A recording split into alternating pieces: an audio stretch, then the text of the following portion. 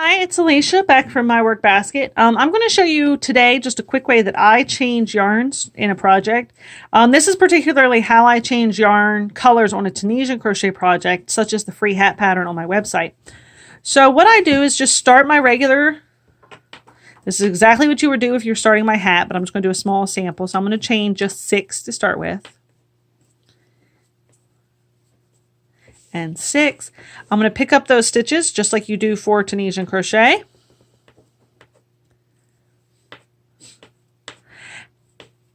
Now for my hat pattern, you change at the end of the row, and I use a similar technique for regular crochet or knitting, depending on where in the pattern I am.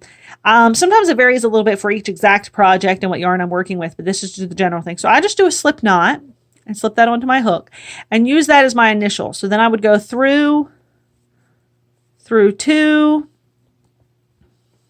through 2, through 2, through 2, through 2, and then, sorry about that, I got, this orange yarn is actually one from my son's plastic canvas project. It just happened to be sitting on the table here.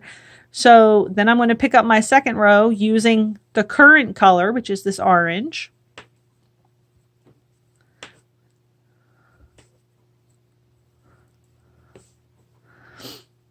When you get here, you'll notice this last loop is a little bit tight. If you just pull your starting yarn a little bit, it goes back. So then I'm just going to pick up the next color, now that it's already joined, and I'm just going to work back across. So usually when I switch colors, I do it with just a slip knot. Like I said, different patterns, I kind of switch it up a little bit. And as I do more free patterns and stuff on my website, I'll try and show you different ways of how I do it on different things and different projects. You can see I'm picking up in the new color. I'm back to this last stitch, so I pick it up and it's loose again. So I pull it with the orange. Oh, helps if I pull the right end. Pull that a little bit, just a little bit tighter. You don't want it too tight. See how that gets too tight. There is a little bit of loose to it. And so that's how I change colors. And it creates, in this particular stitch, it creates a very striped pattern. So that's an easy way to join colors, to make two-colored work or to work in different colored yarns.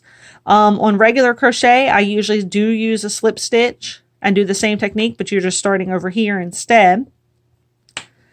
So I'll show you just super quick. It's so quick to show you.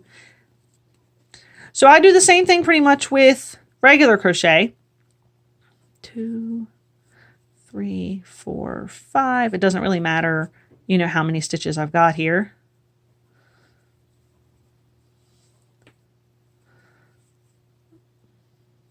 So if I needed to do, so I'm going to chain 1.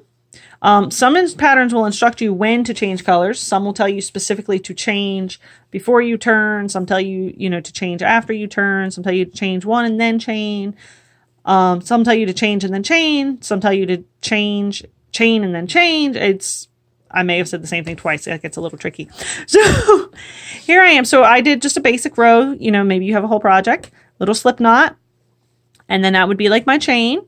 If I don't need a chain, I just pick this up, yarn into the next one, and just kind of treat those all the same there.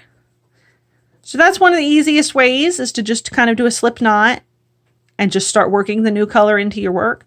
You can see here, if I had done my chain in orange, this whole row would be orange. So that's where different patterns tell you different things. But usually I just put on a slip knot, slip it on, and start working in my new color. All right, thank you for watching. Be sure to visit me at myworkbasket.com for tutorials, videos, and all sorts of other fun stuff.